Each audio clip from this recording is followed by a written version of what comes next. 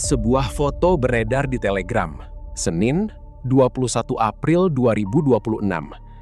Di atas reruntuhan sebuah gedung, Rumah Sakit Indonesia di Gaza, terpasang spanduk besar, bertuliskan Rising Lion, dikibarkan oleh tentara Israel, dalam rangka merayakan hari kemerdekaan mereka yang ke-78.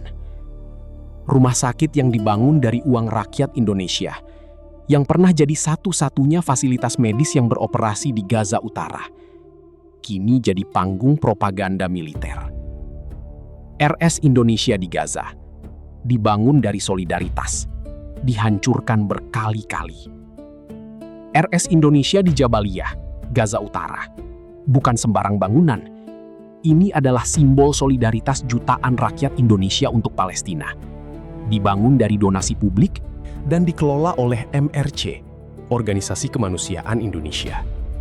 Tapi sejak perang pecah Oktober 2023, rumah sakit ini jadi sasaran berulang. November 2023, pertama kali dikepung Israel. Juni 2024, sempat dibuka kembali, menjadi satu-satunya fasilitas medis di Gaza Utara. 2025, diduduki lagi, hingga akhirnya berhenti beroperasi total. Direkturnya, Dr. Marwan Al-Sultan, gugur akibat serangan Israel di kediamannya pada Juli 2025. Dan kini, gedung yang sudah kosong itu dijadikan tempat perayaan militer. Apa itu Rising Lion? Dan mengapa ini bukan sekedar spanduk? Spanduk bertuliskan Rising Lion, bukan pilihan kata sembarangan. Frasa itu merujuk pada ayat dari Taurat, dan juga menjadi nama resmi operasi militer Israel terhadap Iran yang berlangsung pada Juni 2025. Jadi, ketika spanduk itu dipasang di atas reruntuhan RS Indonesia, pesannya sangat jelas. Ini bukan perayaan biasa. Ini propaganda militer. Disengaja, di lokasi yang punya nilai simbolik tinggi bagi Indonesia dan Palestina.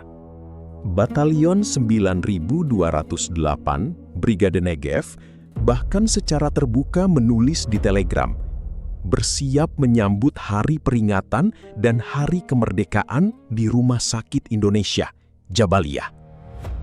Menurut Mercy, tentara Israel bahkan dilaporkan melakukan perayaan dan tarian di atap gedung rumah sakit itu. Indonesia geram. Apa yang sudah dilakukan? Reaksi Indonesia datang cepat. Rabu, 22 April 2026.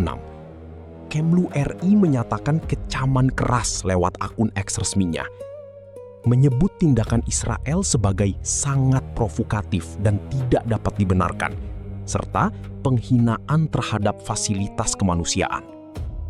Kamis, 23 April, Menlu Sugiono menegaskan secara langsung, meski RS sudah diserahkan dari Mercy ke otoritas Palestina, statusnya sebagai instalasi kemanusiaan tidak boleh diinjak-injak propaganda perang.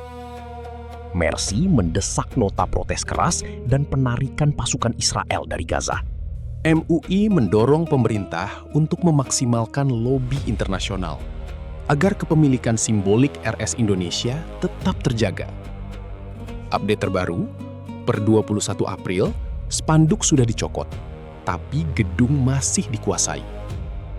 Apakah Israel melanggar hukum internasional? Ini bukan soal perasaan, ini soal hukum. Konvensi Jenewa secara tegas menyatakan bahwa fasilitas medis wajib dilindungi dalam konflik bersenjata. Menjadikannya alat propaganda militer bisa dikategorikan sebagai pelanggaran hukum humaniter internasional. Kemlu RI sendiri telah menegaskan hal ini, mendesak Israel menghentikan semua tindakan yang mengancam perlindungan infrastruktur sipil. Pertanyaannya, apakah kecaman cukup? Atau Indonesia perlu langkah lebih konkret, seperti membawa isu ini ke Mahkamah Internasional atau memperkuat tekanan melalui OII dan PBB? Apa selanjutnya? RS Indonesia di Gaza bukan hanya bangunan, ia adalah cermin dari siapa kita sebagai bangsa. Bangsa yang peduli, yang rela urunan demi manusia lain di belahan bumi berbeda. Melihatnya diinjak-injak seperti ini bukan hanya menyakitkan, Ini panggilan untuk bertanya, sudah cukupkah yang kita lakukan?